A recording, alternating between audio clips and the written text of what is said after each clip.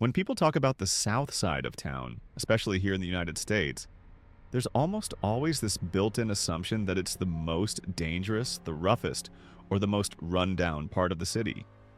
You hear it in conversations, you see it in movies, and you definitely hear it in music. Think about Chicago, say the words South Side, and people immediately think of crime, gangs, or dangerous neighborhoods. But why is that? Why has the south side of so many cities earned that reputation? Is it just coincidence? Or is there a deeper historical reason that explains why we hear this over and over again?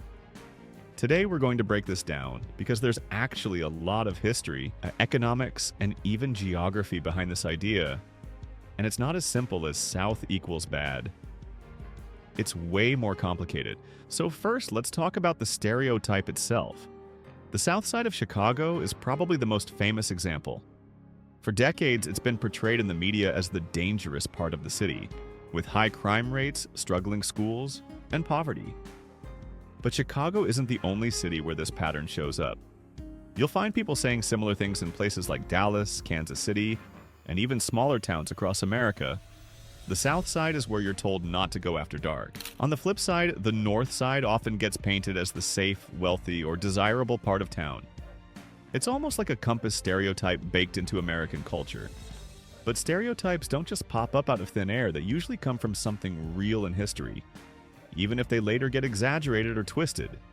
Back in the 1800s and early 1900s, when many of these cities were booming, geography played a big role. Think about how wind usually blows in the United States.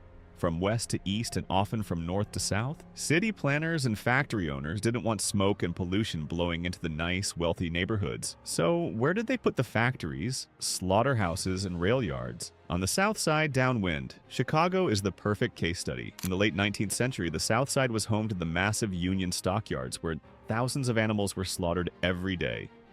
The stench, the pollution, and the grime defined that part of town. Meanwhile, the north side became the place for wealthier families, cleaner air, and more desirable real estate. This wasn't unique to Chicago. It happened in lots of industrial cities.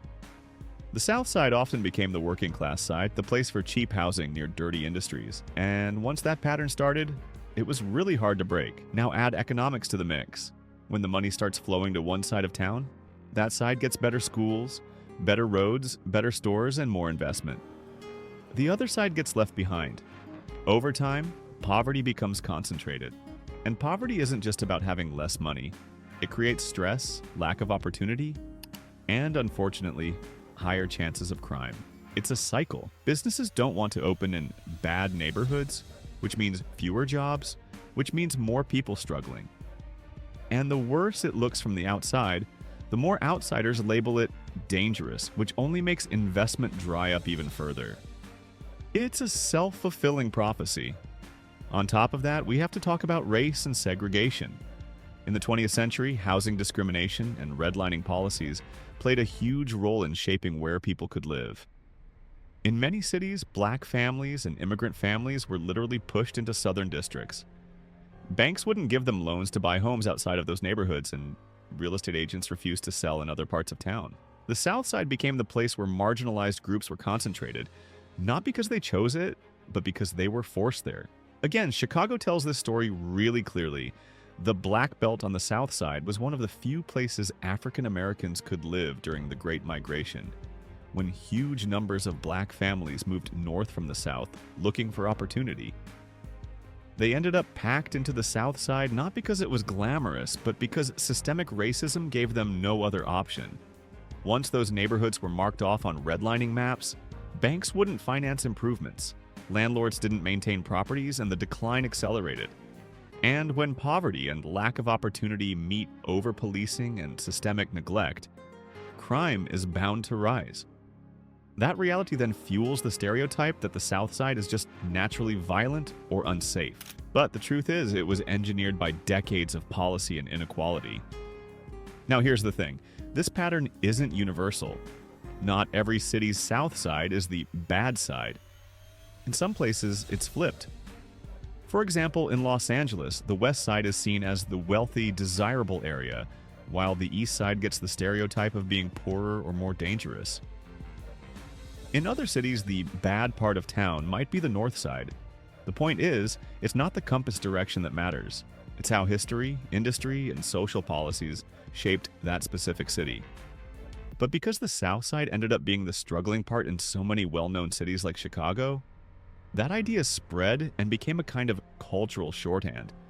South Side equals bad. It's also important to note that even within these so-called dangerous South Sides, there's way more going on than just crime. Chicago's South Side, for example, is home to some of the richest cultural history in America. Blues and jazz music thrived there. Major universities like the University of Chicago are located there, and countless community leaders, artists, and activists come from those neighborhoods. But when people only focus on crime statistics or headlines, they ignore the depth and beauty of the community. The reputation sticks, even though the reality is way more complex. So when we hear people talk about the South Side being the bad part of town, we have to ask ourselves, are we repeating a stereotype without thinking? Or are we recognizing the history that made those areas what they are? Because the truth is not that the South Side is cursed or doomed. It's that decades of decisions about where factories went, where money flowed, and who was allowed to live where created long-lasting divisions. The compass direction doesn't determine safety or danger. Policy, economics, and inequality do. And maybe that's the biggest takeaway. If we want to break the stereotype, if we want to stop seeing whole parts of cities written off as hopeless, we need to understand how they got that way in the first place. Otherwise, we're just blaming neighborhoods for problems they didn't create. So next time you hear someone say, "Don't go to the South Side," think about the history behind that phrase. Think about how industry, geography, racism, and economics shaped that reputation. And remember that behind every stereotype is a real community, full of real people, with real stories worth hearing. Because the South Side isn't just the bad part of town, it's the result of history, and it deserves more than a stereotype.